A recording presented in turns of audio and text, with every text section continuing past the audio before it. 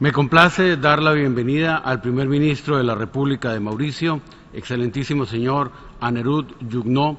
Lo invito a dirigirse a la Asamblea General.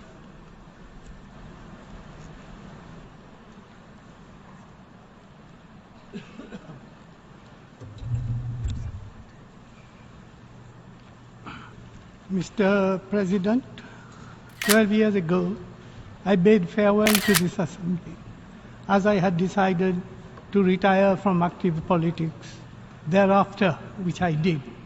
But destiny and the wish of the people of Mauritius brought me back in the political arena, and I stand in front of you anew as Prime Minister of the Republic of Mauritius, following my electoral victory in December 2014 through free and fair elections.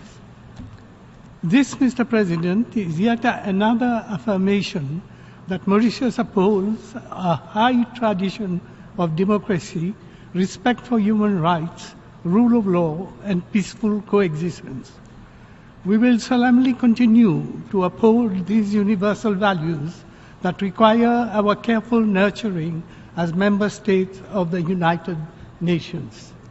For indeed, there can be no better tribute to the United Nations as we celebrate the 70th anniversary of the UN Charter than to see nations working together to sustain these values and towards the establishment of peace and security.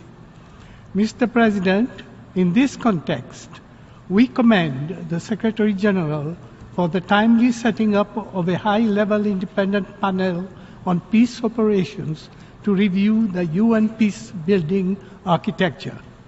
We are particularly supportive of the recommendation for stronger and deeper partnerships between global and regional organizations to promote international peace and security.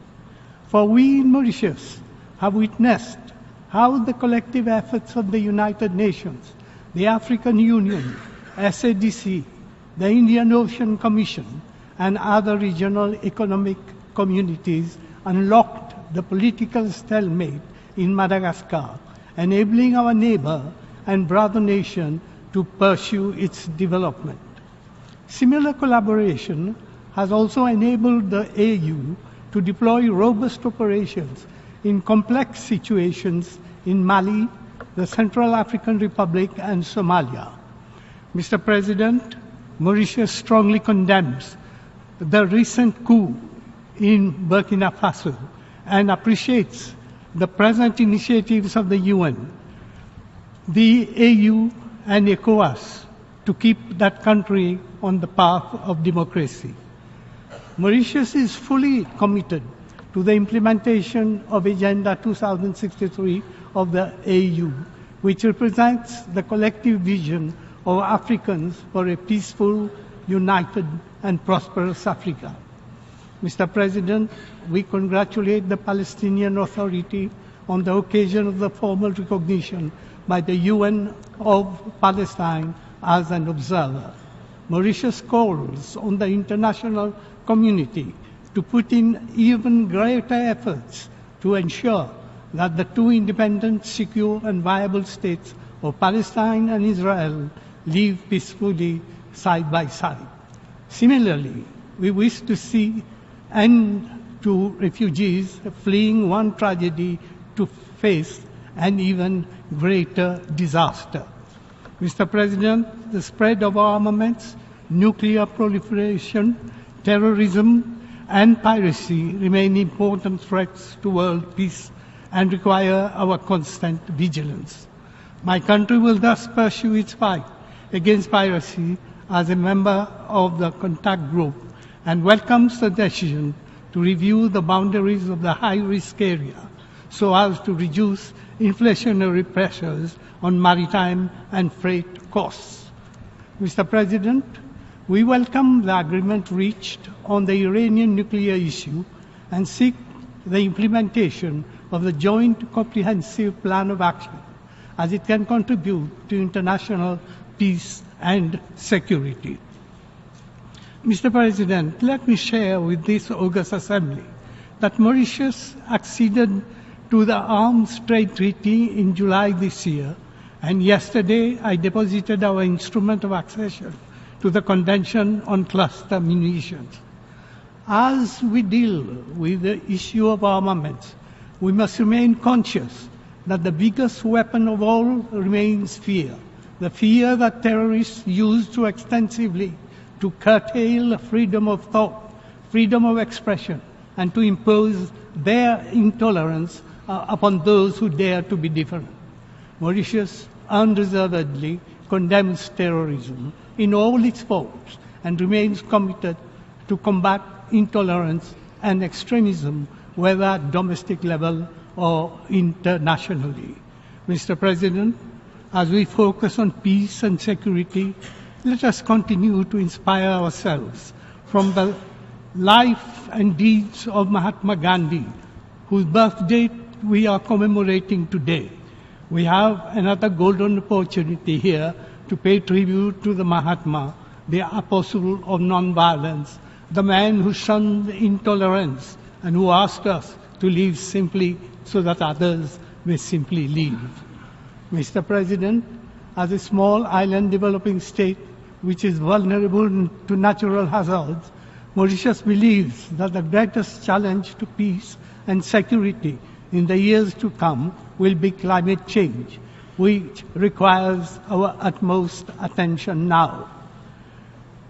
If we do not act collectively and in a spirit of solidarity, if we are unable to reach a binding climate agreement in COP21 that would limit world temperature increase below 1.5 degrees compared to 1990, we will be failing in our duty towards Mother Earth and future generations. Let there be a carve-out for seeds, the most vulnerable of all, the least developed countries and Africa, to enable them to implement fully the necessary mitigation and adaptation measures. Let financing be available and predictable in addition to the sharing of technology to address a collective threat.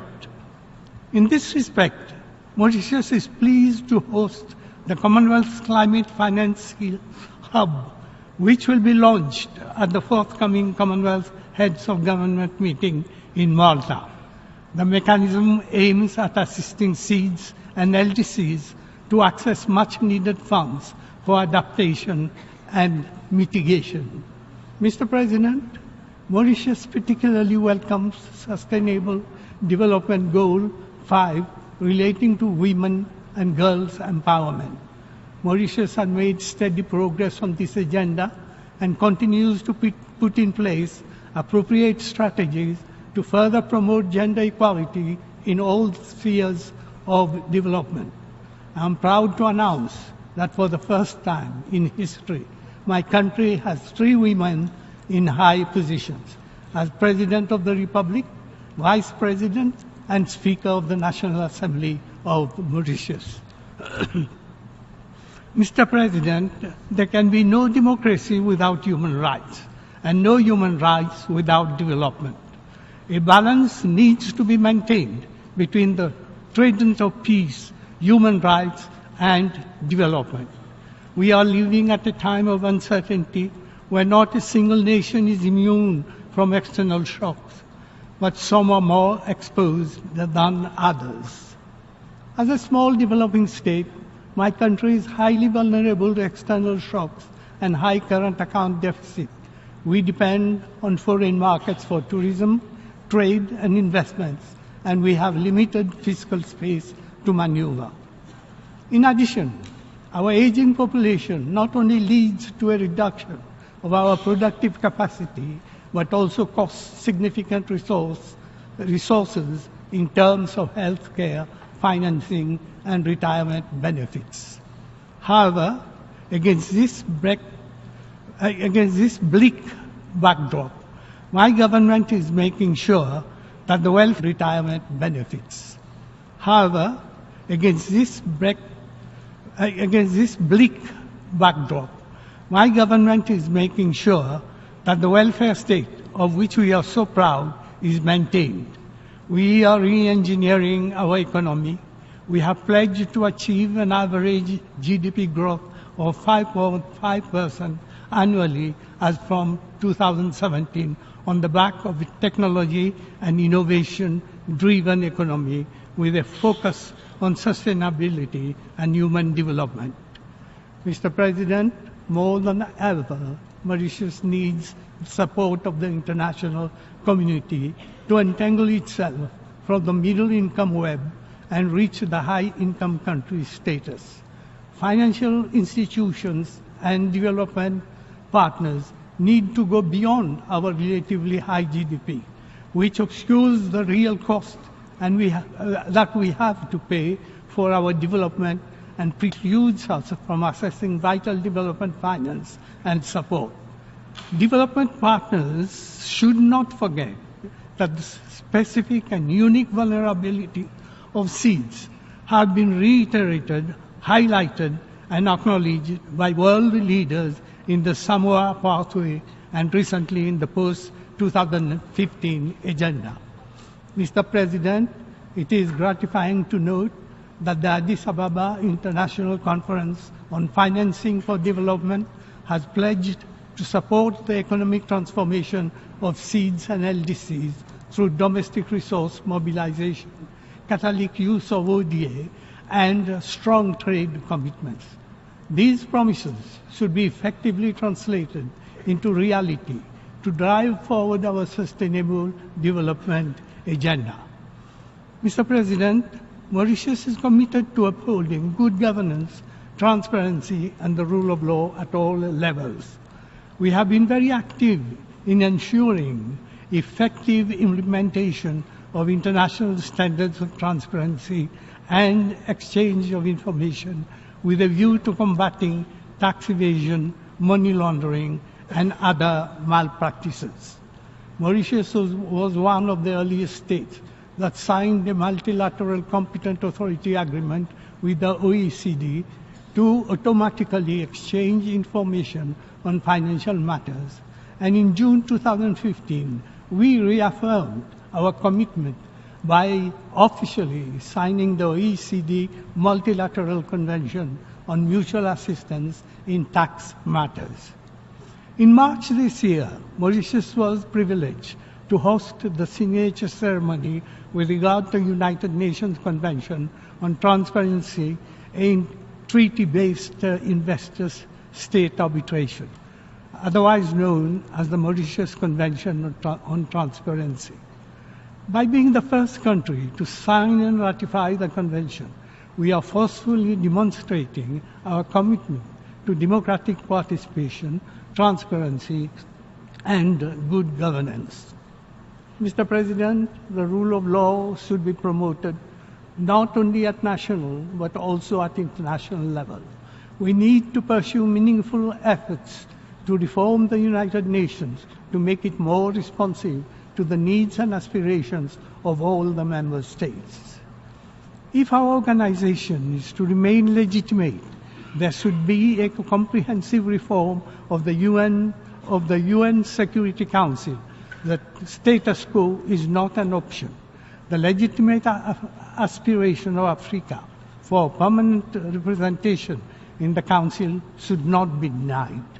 Mauritius reaffirms its commitment to the African Common Position enshrined in the Etats-Unis Consensus and the Ceuta Declaration. Small island developing states, which represent over a quarter of UN membership, deserve representation in the Council.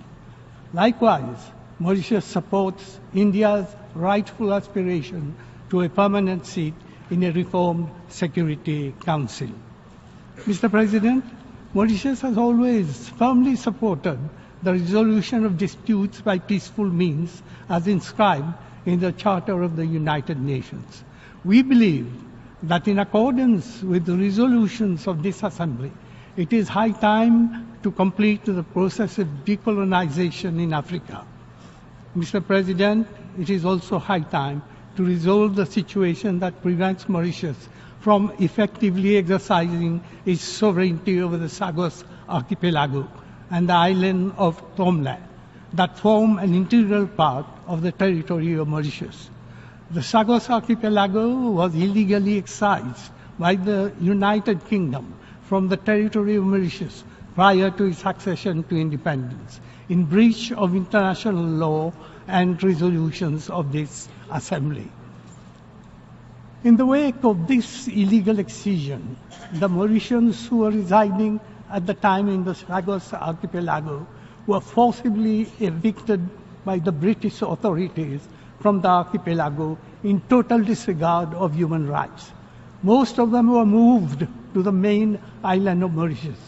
The government of Mauritius is fully sensitive to their plight and to their legitimate aspiration since March 2015 against the United Kingdom under the United Nations Convention on the Law of the Sea.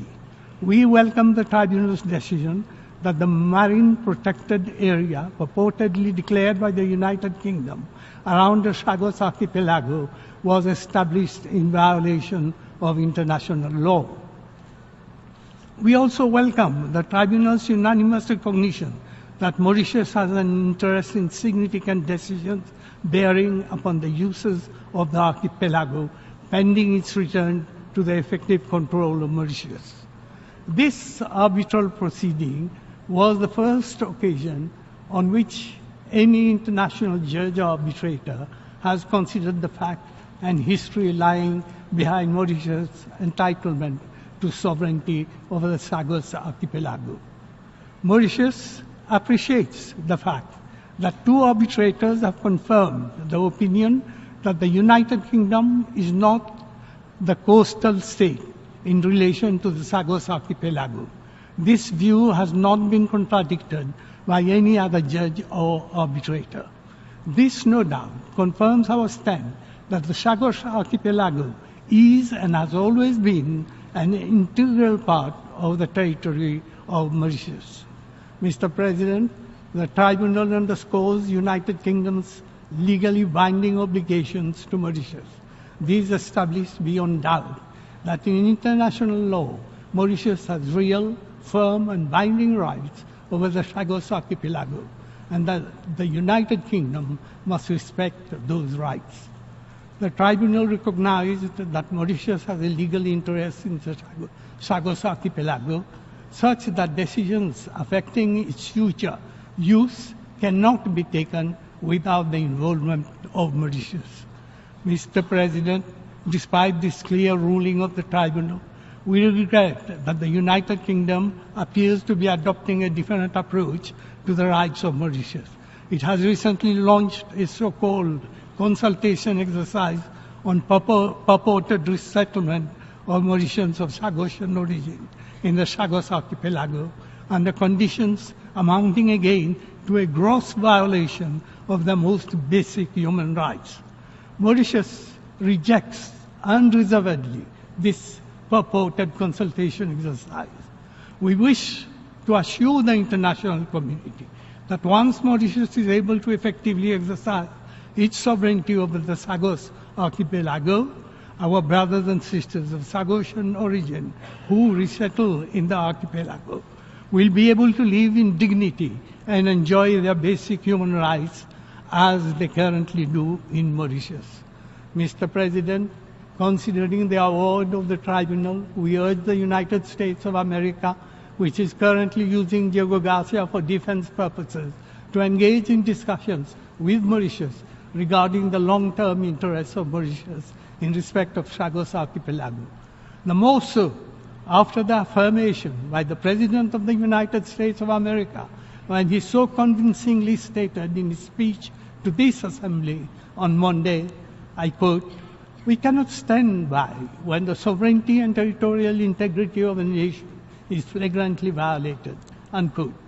Mr. President, the government of Mauritius is resolutely committed to pursue all efforts in accordance with international law for the effective exercise by Mauritius of its sovereignty over the Chagos archipelago, including the possibility of further recourse to judicial or arbitral bodies.